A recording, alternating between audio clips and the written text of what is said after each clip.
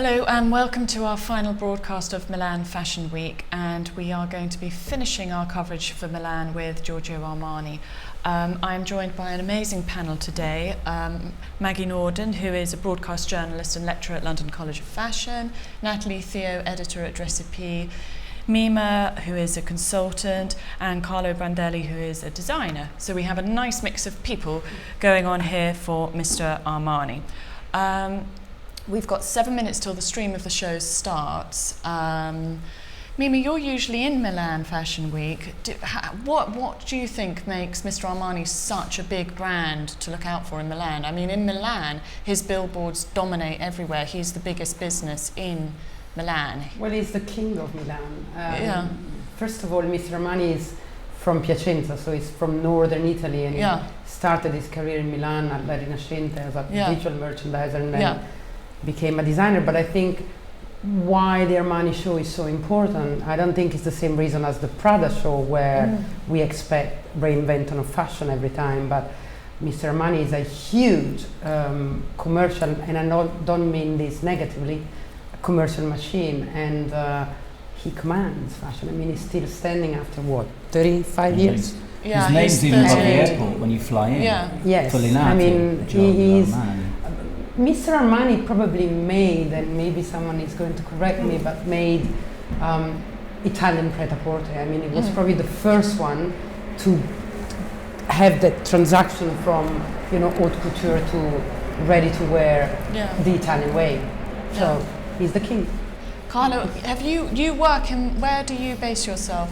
You've worked all over. Well, I'm London and Milan, just outside Milan now. Piacenza, which is Armani's hometown, is where half my family is from, and the other half is southern Italy. So I kind of understand that culture of Piacenza, and maybe where the DNA of his design originally came from in his mind, being very conservative, an old town, and then maybe wanting to break free a bit, but using those codes and those colours that are traditional, but in a more modern, easy way, I guess. So for me, Armani's always been easy elegance. Well, that's what my mind. And does he influence your work at all, or? No, I mean, I did a lot of tailoring around Savile Row. I'm interested in easy elegance, but I like things to look formal, but to be as comfortable as possible. And I think obviously he started to do that.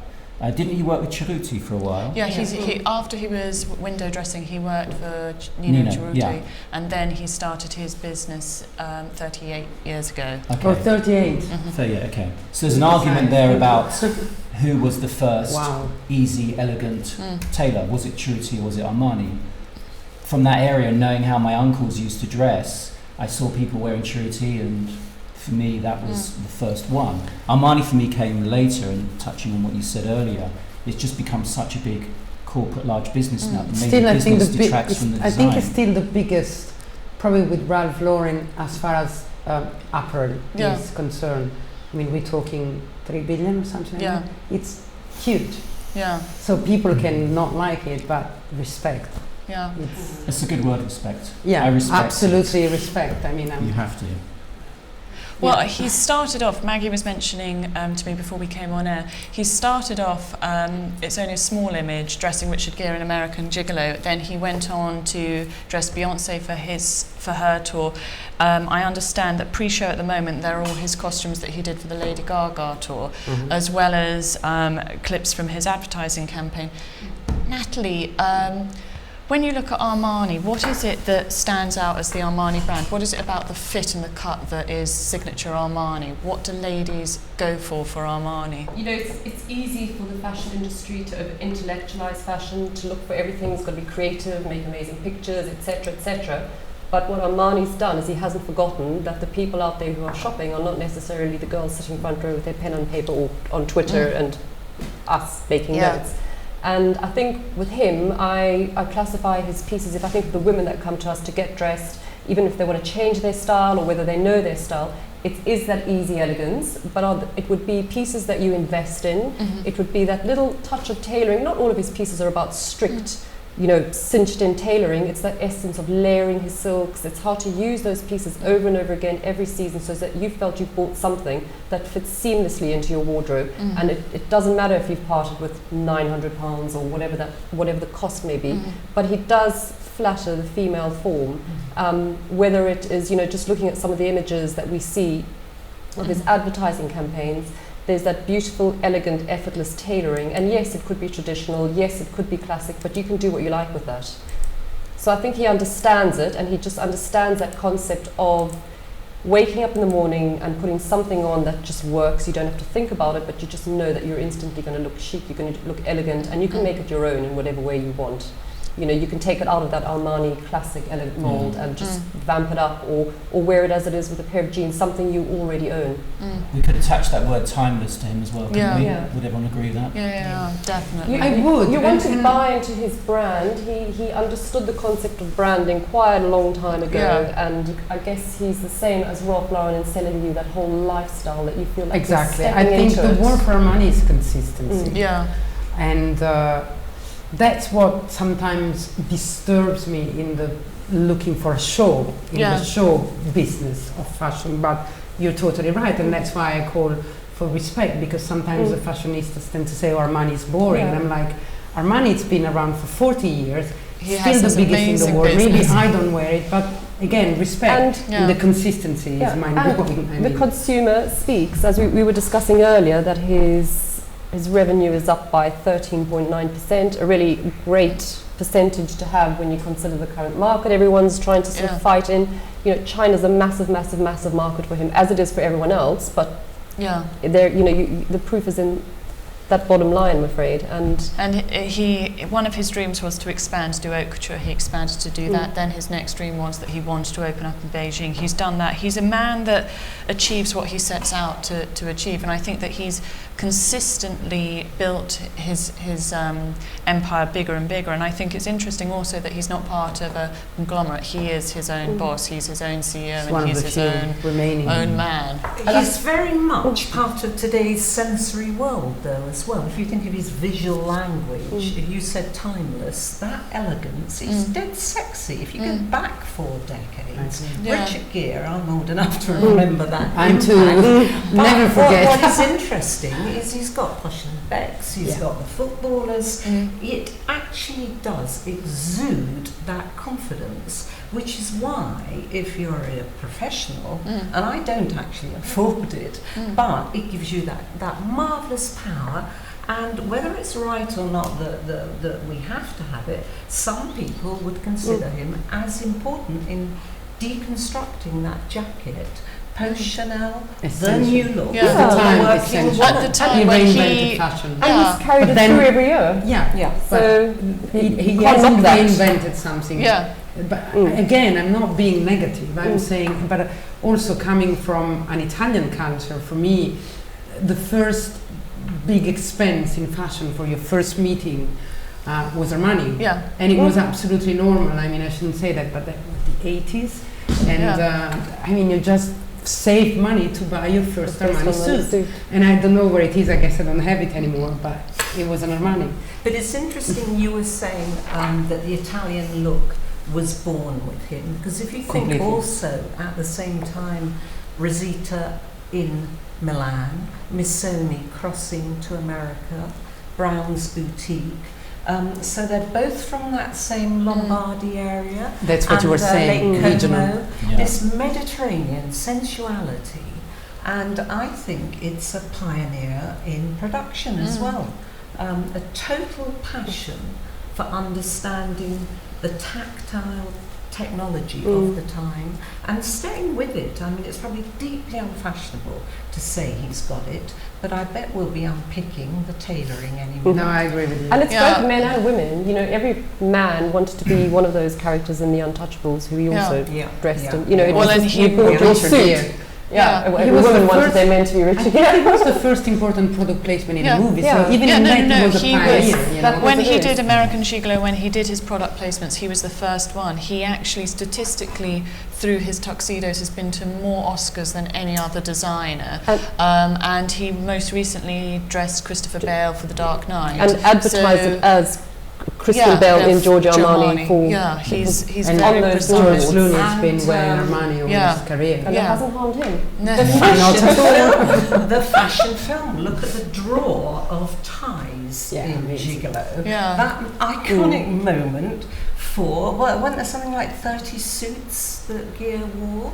I mean, it was interesting. Yeah. I think Stop counting. Took the first one off. Yeah. Sorry, the whole what was interesting about Gigolo, and I like the film as much as everybody else, was that it was selling you the lifestyle. And I think Armani is one of these designers that slotted straight into that visual lifestyle. To do with how, I can't remember who the director was, Camilla, of that film. Was it Paul Schroeder. Paul Schroeder, who was probably very into that look. I mean, as a man, I was a little bit too young to be wearing suits at the time, but I understood that there was a acceptable sensuality for a virile man on screen for the first time, speaking as a man. You didn't mind if the colours were slightly feminine, because it kind of made sense. The visual impact of what was going on kind of felt right, because it's quite masculine. But it was everything. It was the car, it was the open top Mercedes. It was sex on legs, and frankly, if he was still around looking as good, he'd be today's Christian Grey in 50 Shades of, but better. It's an amazing time. I think there's some sensitivity as well. I mentioned Nino Cerruti earlier, because I think I'm right in saying this, knowing some people from Cerruti at the time, that they were due to do that film. Yeah. And because Armani had just recently left, he went and took it over, and I think that's a mark of how Armani understood how to market himself. Yeah. What you say, and managed to push his way was Cerruti's boss, actually. He was working for Cerruti. Yes, he started off, Yeah, he learnt his, the craft and the cut at It was a long time Cerruti. in the end. Because I remember my family, my uncles talking about Cerruti and Armani as if Cerruti came first. And whether, regardless of what you think now, if Cerruti's fallen away in terms of fashion style. But he did, and also Mr. Cerruti taught, there was Mr. Armani, and later Narciso did his phase there. There are great mentors, and likewise Mr. Armani has had lots of designers come up through him that have gone on to great houses and success. But it's interesting his use of Stefano Pilate. I was going to say Stefano Pilate, who started there with the fabrics, exactly. He started with Mr. Armani. And I think that you can see elements of Mr. Armani's precision in some of his work. Would you agree, Carlo? Or sorry, clarify that a bit more. How Stefano Pilate worked at Armani doing Pilate the fabric. For Armani. He started his career there. Yeah, I think with Taylor and then he went to Miuccia. I think once you have a sorry, Maggie, carry on. No, I was just going to say the colour palette as well. I really did think that they weren't as muted, as sophisticated, as tonally interesting. He introduced this kind of sophistication that I think I'm quite interested to see if the colours, I suppose they could be kind of the metallic version of, but going around the fashion shows in London, if you think what the colour palette's doing with digital, he's avoiding that. He is more classic, so it'd be interesting to see. But I think in Milan, would you agree that in Milan people stay much more within the constraints of their brand? They're much more refined and sure of what their brand is. That there's such, when you are a designer, you want to go to Italy for the craftsmanship, for the workmanship, for the factories, and that's where you go. And I think that because of that, they're able to refine their palette and their cut much more than in London. It is very creative and very avant-garde because they're sort of doing an anything goes type thing. But I think Mr. Armani knows exactly what he's trying to say, and he doesn't need to put bells and whistles. They all seem to stick to it. There's no, you were discussing earlier, you do sort of understand what you're going to expect, but you just try and see how he may have taken it a little bit differently or slightly what colours and silks and fabrics it's always been about those. I mean, if I ask you the question, what are the Armani colours, you're going to say those earthy tones and maybe navy.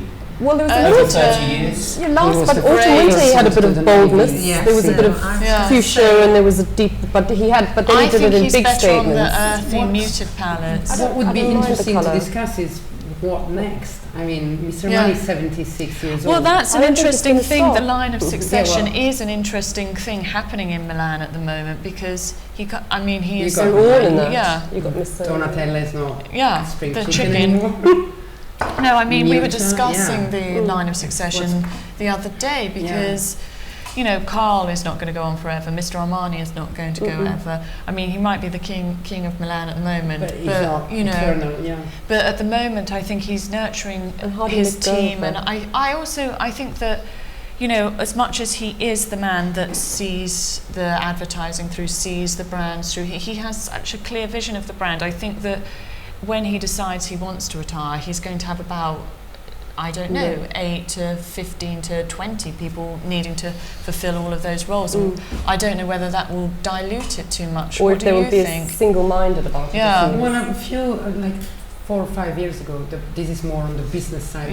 There was a big discussion of him losing executives because he refused to go public, stock exchange, and he refused to sell. And so people were like, okay, so where are we going to go? Because if he dies, God forbid, suddenly the company belongs to him 100%. And so we're still all wondering, and he just doesn't care. He goes on and he's earning a reported 2 million a week. But why should he stop? Doing, so why would Why should he stop? You know, but you'd have enough. No, I'm not saying why should he stop, but the company needs to be prepared. I'm sure it is. I can only imagine that he's as articulate about it, but I think it would be impossible to replicate what he does. And I think at some stage it will get diluted. I think that is a big problem. I mean, he's not immortal. I think that is something that people need to think about. I think that who takes it on. Well, it would be like taking on I think the DNA's in the brand is so strong that you don't need. It's not very difficult for good designers to assimilate themselves into brands where the DNA is so strong. He's not only built a collection which is. No, I believe that the brand is strong.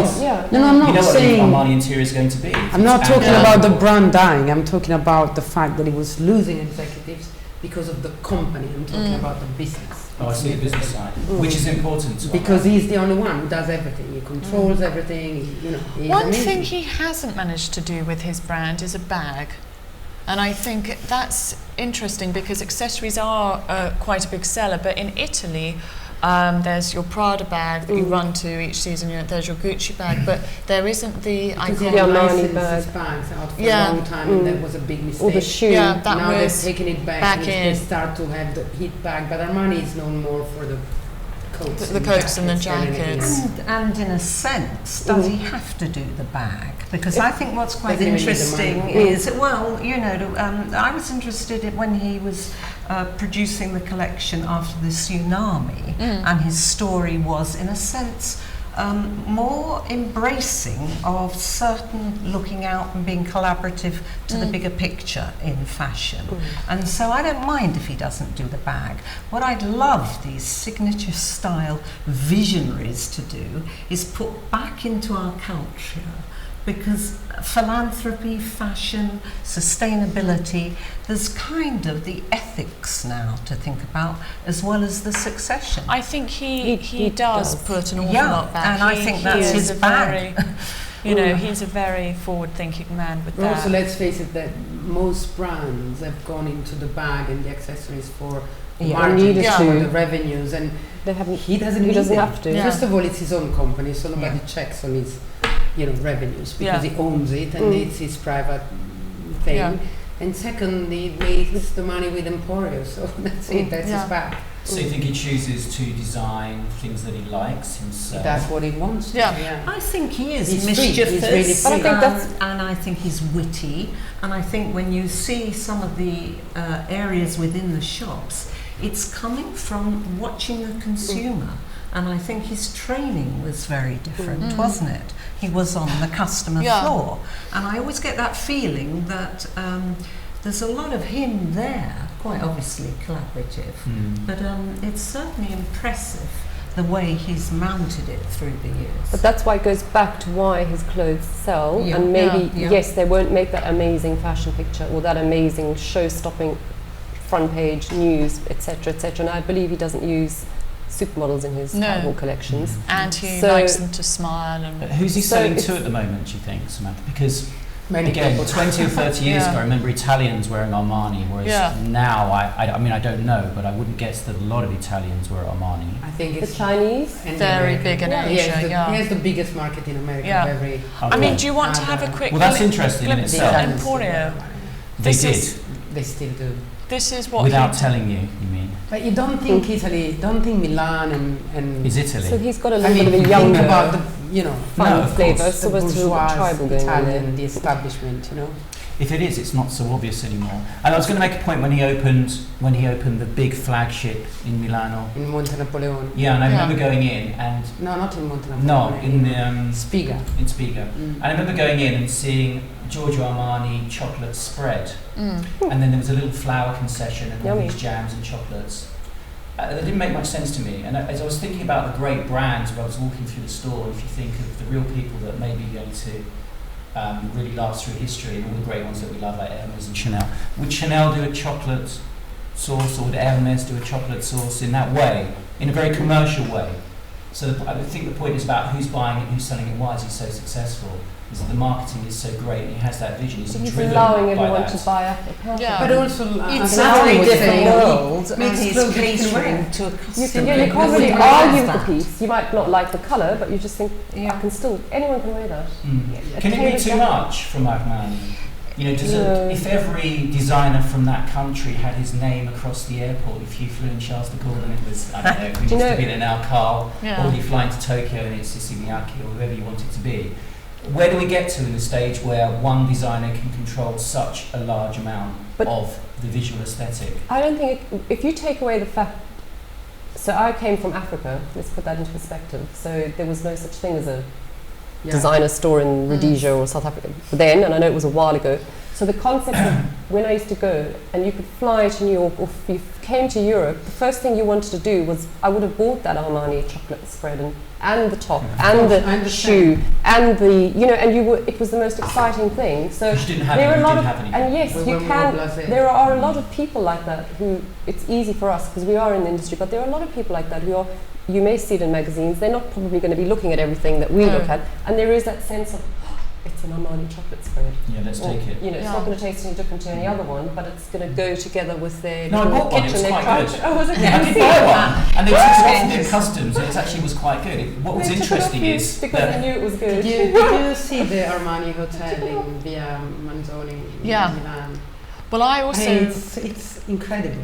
I so consistent again. Yeah, I mean, I interviewed him years ago around the time when he opened Armani Casa, and the day it opened, Karl Lagerfeld came and basically bought the entire shop because it was so different to everything that was happening at the time, and it was so chic. And think of the Emporio Armani Cafe on Brompton Road in London. That was the mecca. No one else was doing it. Yeah, when they opened that, no one else was doing the cafe within the store. So you just thought it was the most amazing thing to go and have lunch. Why was that, do you think? It's clever. Wasn't the coffee really expensive? It was packed every day. Great So it's debate, isn't it? Whether that prestige customer is going to stay wanting that, or in fact whether you're going to get a new level because of the online and because of the potential to walk around and not notice it, because you'll be wearing your new aviator specs and you'll be watching your movie and not looking up at his billboard. Yes, but he will have beamed it into you in front of you. Possibly. You could shot that look from the designer. This is a glimpse of Emporio. This is Emporio from earlier in the week. Okay. So it's a little bit flirty and young, and that's what sells the most. Exactly. The cash cow is still Emporio. Yeah. There was a time where there was too much exchange, Armani exchange, Emporio. Yeah, I got confused. And people were like with these t-shirts with those ugly eggs things and saying this is Armani. No, this is not Armani. This is there are elements there that you can see it very clearly, Armani. And then he went into couture, I think, also to counterbalance all that. Well, I think he did throw a curveball because he, with Lady Gaga and that was amazing. Yeah, I mean that was clever. His trousers, his shorts, I mean they are beautiful why was it clever? To wear. Because Don't you think? Why was it clever? Sexy. It was so obvious. Obvious, Lady Gaga and Armani, for me it was a shock. Sorry, the motive behind it was so obvious that it was, It's try and make a statement, which you would have thought that he's not about making those types of statements. That's what I found quite strange. He's the biggest marketeer in the industry. Yes, but he does it with subtle undertones and by doing it in the most quiet way, so you haven't got this mad pieces. Is it the right, for me it's not the right match though, Gaga and Armani. Sorry, Lady Gaga in a dress that looked a little bit like a space station. Great, it made great pictures, but I did not map that with his style. It's not the correct match. Obviously why he would do that. It was a bit but who's not caring? Is it Gaga that doesn't care if she's matching wrong with Armani, or is it Armani that doesn't care that he's matching with Gaga? Because it is about the publicity. I think they both created a great clashing. I don't think a designer exists. Gaga knocks at their door and say, "I want you to dress me." They say no. Yeah. I mean. But Maggie, you were just it's quite a repertoire to have, no? Absolutely. That's a good point. I mean, Maggie, what were you just saying a minute ago about the pants and the pant line? I was saying that his cut is inimitable. I mean, when you see those shorts, you see that swagger. It's a chic and a savvy that I don't look like shorts. Absolutely. And I think he's got this confidence that people buy into, and it becomes part of your charisma. And for him to give that on pictures we've just been looking at, it's a classic. And I would say that Gaga's lucky to have had him, but equally he's quite planning to have gone with Gaga. Yeah.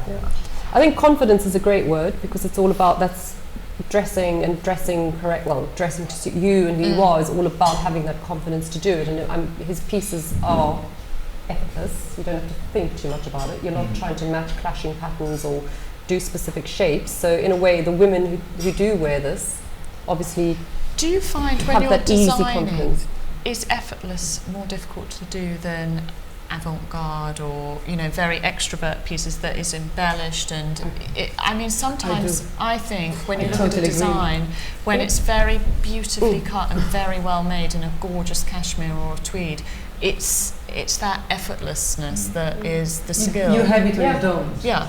You can't try. And trying to dress women when they say, I want that effortless casual look for the weekend or something that just works, is actually one of the hardest wardrobes to put together. Yeah. It's very difficult. I mean, I'd say that whether you want to or not, I'd say Armani's quite a difficult one to rip off. I don't think the high street could sort of successfully get all the elements, because it's a soft cut. It's the fabric and it's softening up the shoulders or the structure of the jacket. Would you agree with that? Or? Yeah, I think a lot of designers can be great illusionists to a certain extent, if you like. Making something simple, I mean, that's all I do. I mean, I'm fundamentally simple, so I try to make things as simple as possible. But that, if you keep taking away that abstraction, just because you can do it, and when's the line where you stop? Because things become too simple. I suppose the Japanese could talk about this much more eloquently than I could. Right, it looks simple, but it's not really. Well, of course it isn't. And a cut, and people place great emphasis on cut. But I think if you're talking about bespoke, a superbly cut jacket, which is made for you bespoke, and it's on you, it's made to fit you. Invariably, if I talk about menswear and some women's wear with tailoring, it will be slightly uncomfortable because your body may change in a few weeks or a month, and something will need to be tweaked, and you'll have this sort of formality which you can't shake off. Armani doesn't do that, because the shapes, you can move in these shapes, and I think what was very clever about the brand, I do admire the brand, just in case it comes across if I'm pushing too much the commercial angle of him, is that he took that easy casualness and he saw it first. As I said, he kept the colour palette, sensuality of the fabric, and he sort of disguised that comfort within a shape that worked visually.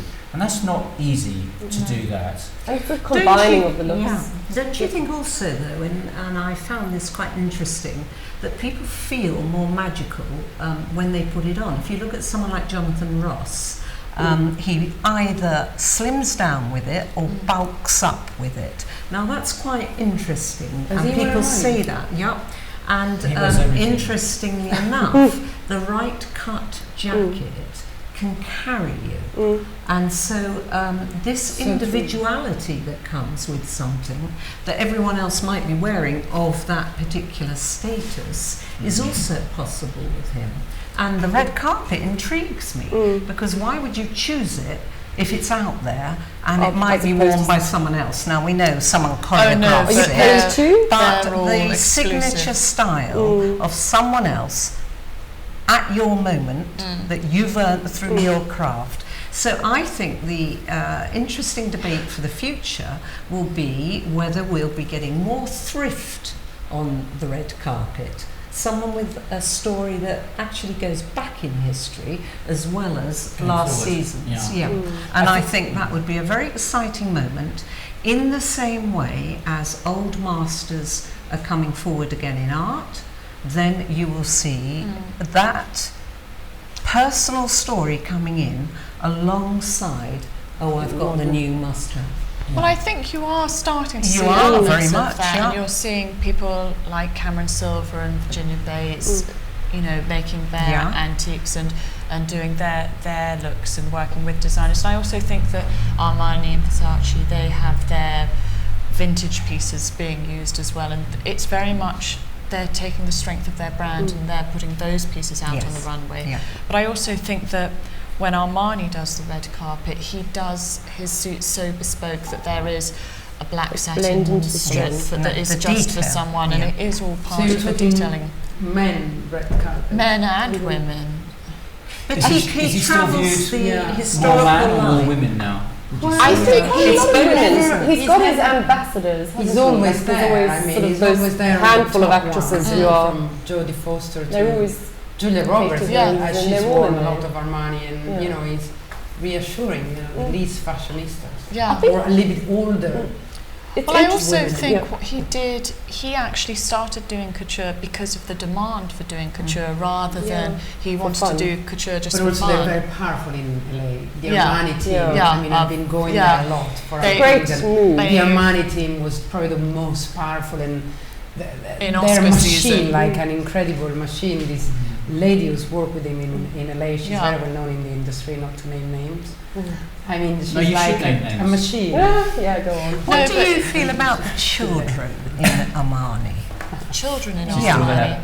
Well, it's because we're focusing on the women's wear level here, but I think that Armani kids, I mean, I think they're all expanding their brands to kind of gather every market. His Armani Junior, the Versace's, the Dolces, they all kind of spread it out because they're basically now you don't just do one brand, you have to expand and do so many collections and cover yourself from so many things. But I suppose, you know, with the internet and everything, you want to drip feed everybody from such an early age. But I think that his real definition comes from ready to wear, and I think from everything else it is all diluted. I think Carl or a couturier in Paris, his main ideas and inspiration will come from couture, whereas here he defines himself from his ready to wear and then he builds up or downwards. And he brought ready to wear to Italy. I mean, definitely. In a way, something a little bit picking up on what you're going on about old masters making comeback. His simplicity, social media, and the fact we can see everything everywhere straight away sometimes kills some of those fantastic out there designer looks, because by the time it gets to a red carpet moment, we've kind of already overdosed on it, and it's like, oh, it's that dress again. Whereas for him, because maybe he's so understated, and maybe, yes, it doesn't make those sort of front pages of papers, and by the time it does get to red carpet, it's not maybe immediately recognizable as an Armani gown, but you think, well, that's something fresh in my mind suddenly. But the big red carpet looks are specially made. You haven't seen them before. I mean, he did the Nicole Kidman will never wear a Balenciaga that you've seen before. No, it's made for her. So, I also think, and you're a stylist, so maybe this goes. You will help me in understanding the problem. I think in America, red carpet is that they all look a little bit the same because they're all over-styled. There's no personal. Okay, I'm not a. So if you wear Armani, or if I wear Armani, the same dress should look different because we just. But the problem is that I'm a little bit critical here, but no. They all look the same, with the same hairstylist, the same jewelry. This but is you think already seen it, but it's it's the brand takers, and I you have to wear the brand if you're going to get the dress. But possibly this might well change. I think I just think that if you look back in history, there will come a tumbling point. Not to say that we do not have one of the great designers and a classic, but the red carpet bit, the sports people, will they be buying into it in the same way at the moment? It's interesting. Well, they were sitting front row at Burberry in Burberry, so yes, and not the best of them, but they were definitely there. Yeah, but they were also there with their own stronger personalities. So it's interesting. You know, it's amazing how the industry can chisel that out of you. Yeah. You can start off with a strong personality, and not in a on bad way, and it depends, I guess, who's styling you. I don't style celebrities, and if I was a celebrity, I would dress myself. You know, I think, and it is amazing at the choices that are made. I think a stylist should style a fashion show, an advertising campaign, whatever, but people should style themselves. Yeah, but sometimes I absolutely agree. What Nick's done here, though, is very interesting, because if you look at the screen, and we haven't seen it like this before, where you get your Twitter, and we're getting the show, and we're getting conversation. I feel like it's part of all of it. And it's seamless. So this gives us more opportunities than before, and I really do think Karen Franklin's point on diversity, this is not going to go away. We are going to see some radical action, and it won't detract from the design, but it's a spirit and a passion that's coming through. It makes everybody a fashion expert, because now the Twitter is open to everybody. You can see here everybody is able to get in and see these are final looks from the other show, because Armani is one of the few designers left that still does two shows. We're just filling up the seats now. And no one's afraid of giving their honest opinion, because they're not beholden unto advertising. They're not going to worry about the fact they're not going to get given a ticket to the show, or a front row ticket, or what have you. And I mean, there are so many politics into getting into a show, into being delighted to be in the show, that I think that the democracy of not feeling that you have to be politically correct, that you if can you be don't honest. like something, but also this and if way, you don't like Twitter, just don't go on it. I mean, it's just there is that. Speaking from experience, with designers, you're usually designing something in a small team, invariably 2 or 3 people, so you're all working on the project. And you choose who's part of that design process. And the energy is all positive and it's all going very well. Then after you've designed it, you make it commercially, release it onto the market, then tens of thousands or hundreds of thousands of people can then impart their opinion on that design. And the designer, traditionally, before these forms of media became more acceptable and more widespread, couldn't feel that response from the markets. Couldn't understand. Yeah, so usually the designs were a positive experience, and you weren't getting that negative feedback. You're not getting that negative feedback from your design team or the people around you. But as soon as it goes out into the marketplace, then obviously everybody can say something. And invariably people are going to say negative things about the product. It's easier to be negative. Sometimes for a reason, really. Yes, the point I want to make about the purity of the design process, I think, has started to suffer. I'm not saying it's a negative or a positive, I'm just saying it's a fact. Because everybody can be part of this process now, everybody can comment on live feed but as we go on. You know, why should it be different if it's happening in movie making or literature or theatre, politics? What you're getting, I would say, to counter that is a real consumer response and dialogue. And so this brings us back to today, because he absolutely hears what's going on. And I think that the controlling vision is quite interesting, because he did collaborate, and now he's really got that core vision. And look at waiting for Giorgio to start. It's free advertising. Yeah. You know, it's whether it's somebody says something good or bad, it's actually it's out there. If it's a problem, then you wouldn't live stream it. You wouldn't have a Twitter account saying this is me backstage doing this. So it's great. I just wonder if it affects too much what you design, what the company, what the team is designing, because if you're getting a particular type of feedback, and let's for argument's sake say that it's a lot of commercial feedback, just because a lot of people like something because it's been advertised, or because somebody's wearing it for whatever reason, that does affect how the design team create. So the original before, when everyone was silent, when designers were designing, I somehow feel it was more pure of heart, without these constrictions, whether they be commercial ones or the fact that you have to do a certain thing to offer something to a certain market.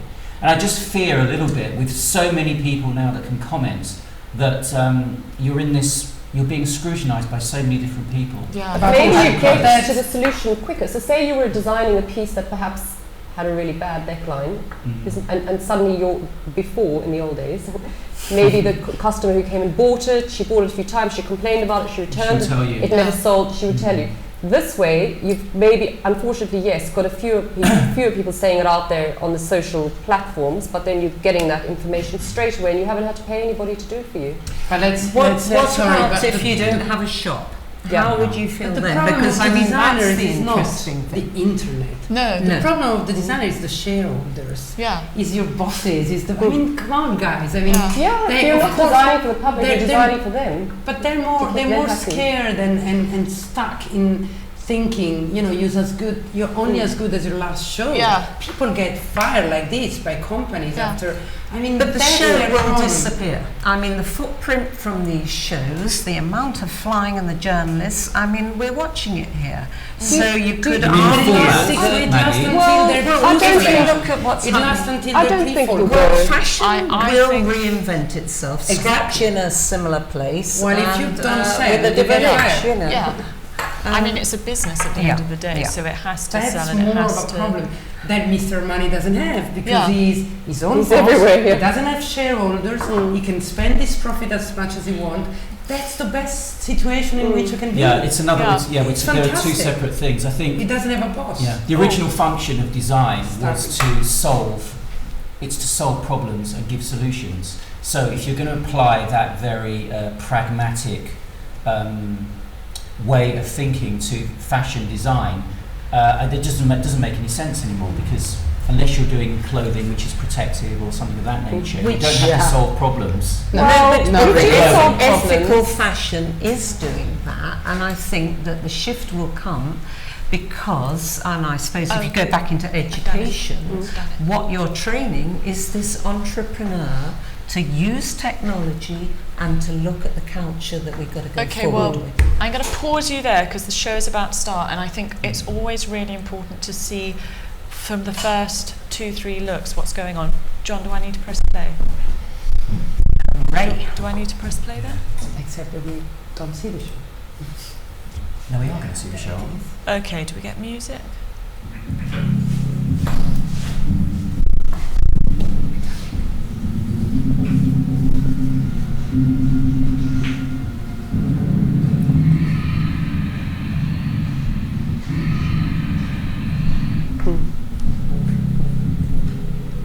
He's always done a good flat, Camilla. Do you know that? Yeah.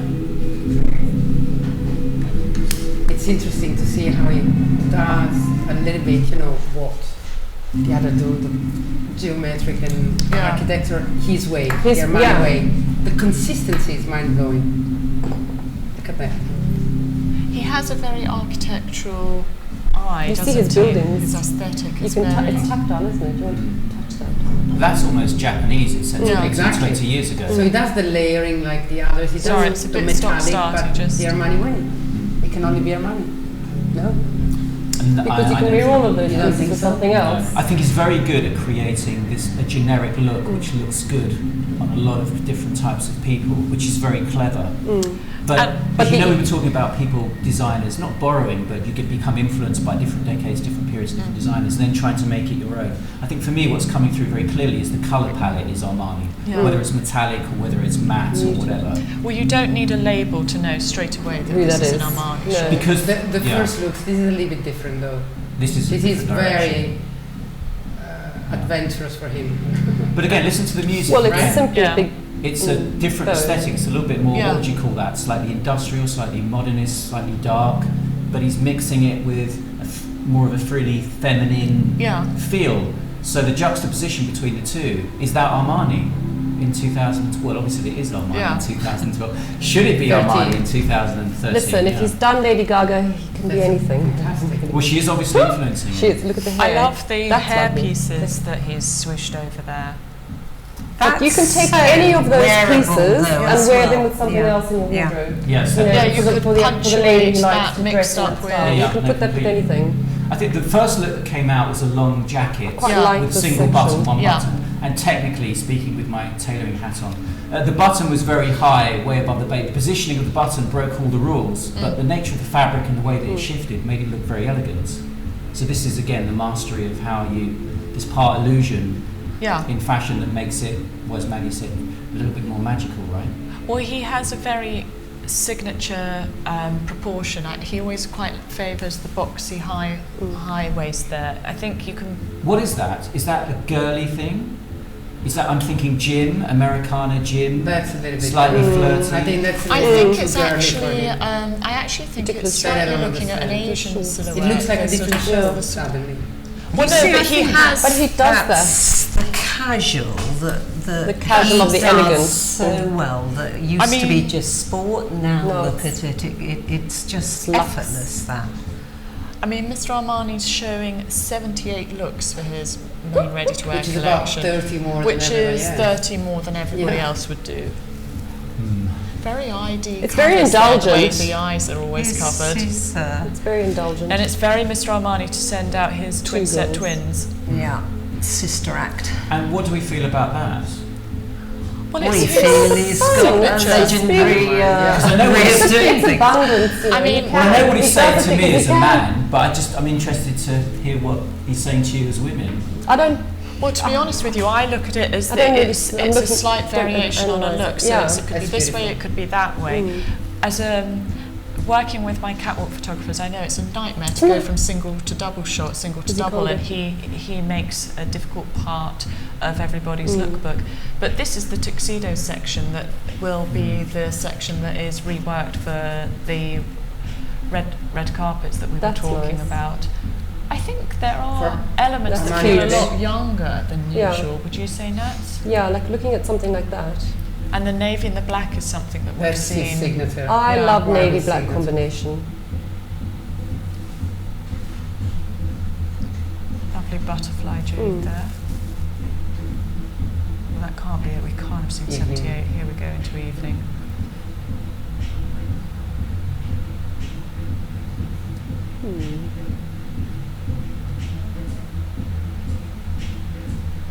So we've had, 3 almost slightly separate groups up until now? Yeah. Again, it's this idea of catering for a wide audience, isn't it? An audience that he manages to dominate quite nicely. This is very pure, though, and there's a simplicity to it for the screen. So I go back to the idea that he really does understand this is live streaming. I'm going to make my statement. He's got some good handbags. Very beautifully done. It's quite stunning. I think this is very much a signature him. This is very much how he usually goes. Yeah. That's also his signature evening. Yeah, the evening cross. Yeah.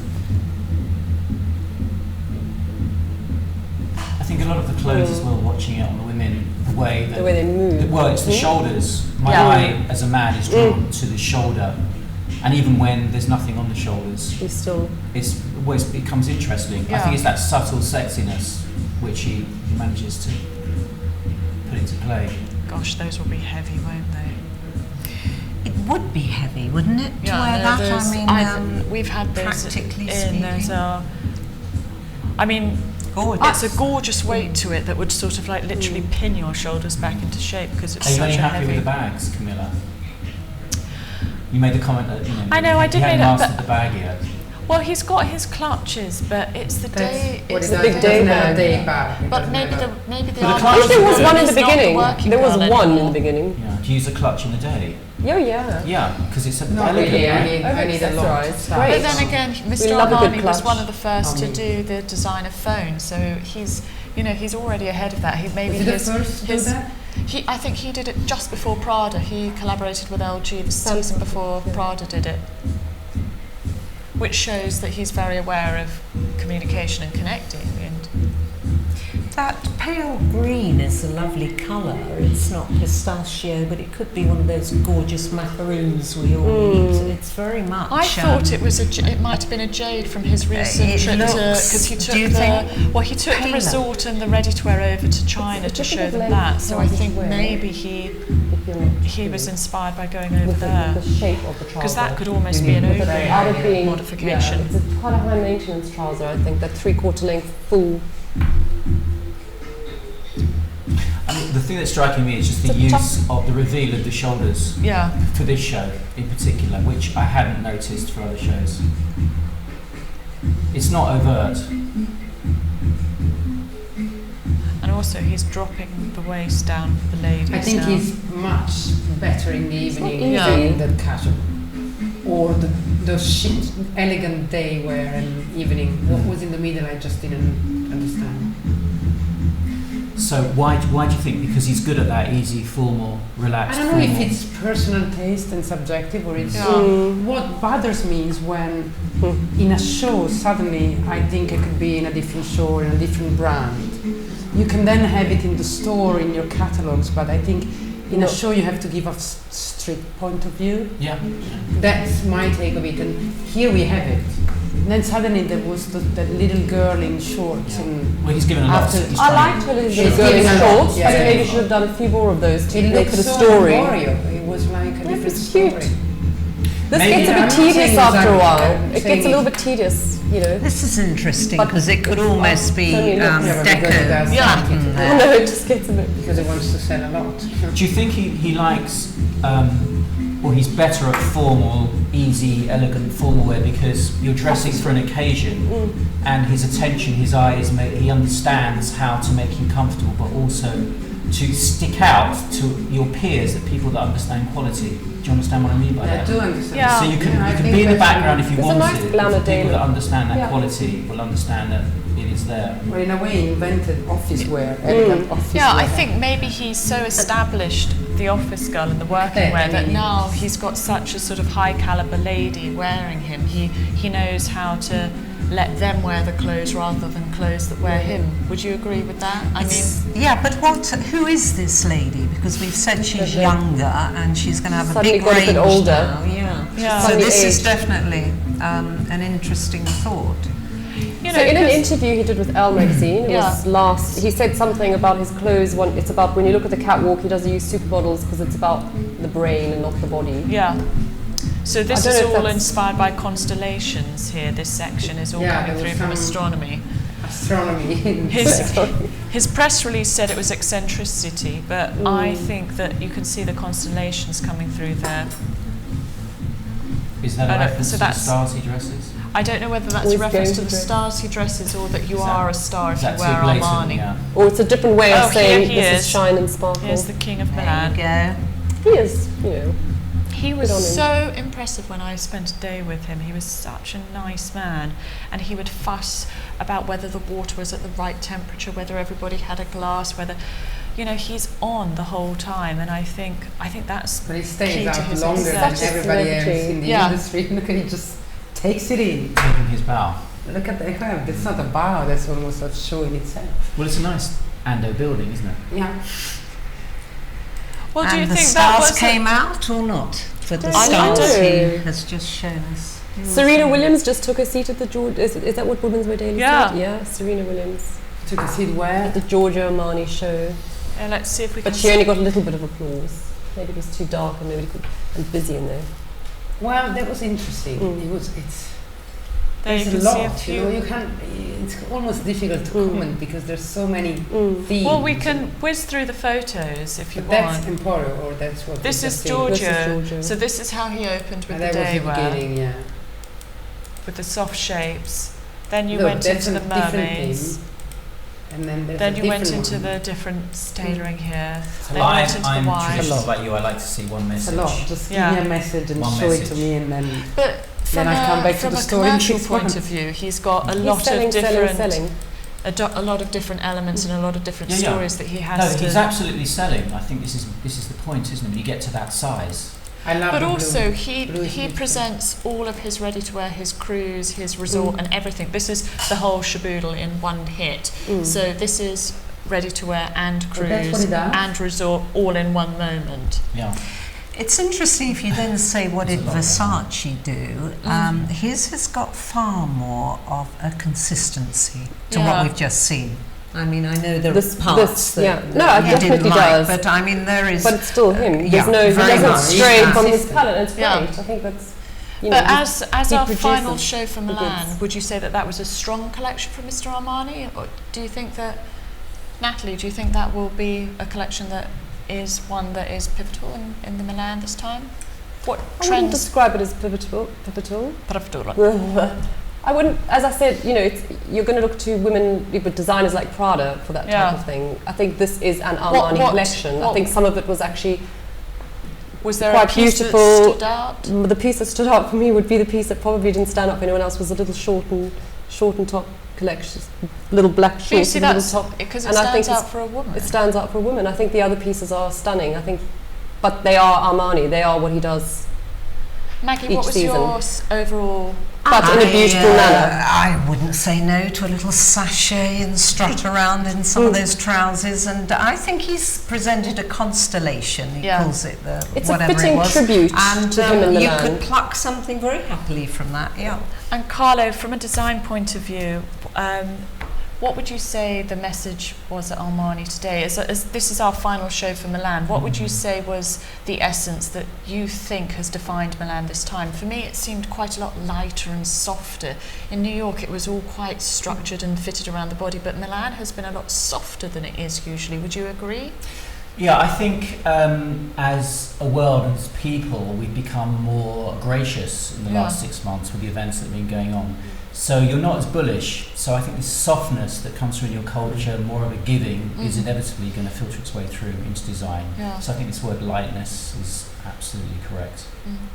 And Mimma, what do you think finally, before we leave Mr. Armani, as we close Milan Fashion Week, what do you think have been the key moments that have stood out in this show or in Milan? Have you been following the shows? Well, yes. I think Prada was incredible, and it's not about I like it or not, I'll wear it or I would. I wear Prada, but I mean, it was incredible. It was just mind-blowing because there was a lot of creation, a lot of invention, and yet it was just beautiful. I don't think this is one of the strongest Armani show. I think it was beautiful, but it didn't do much to me. I don't know if you've seen the Pucci show. I think he's going from strength to strength. And again, it's not the subjectivity of I like that, but all those white brocade at the beginning. It was quite amazing. It was very luxurious and very beautiful, and I like the fluidity of. I think this is a very strong year in fashion. I mean, I think we haven't seen so much of beauty and interesting things in a long time, including London. I'm quite impressed by what I'm seeing, and I'm looking forward to Paris because there will be some interesting. There's some big movements. Hedi at Saint Laurent and Raf at Dior. I think. Exciting. I think that's very exciting times. Battle of and it's going to be stimulating also for the Riccardo Tisches and all the others. So I'm looking forward to it. Well, we've just seen a nice quote from Mr. Armani, which is elegance is not standing out, it's being remembered. That's exactly so I think that's a nice way to end Milan on. So let's give Mr. Armani and Milan a round of applause.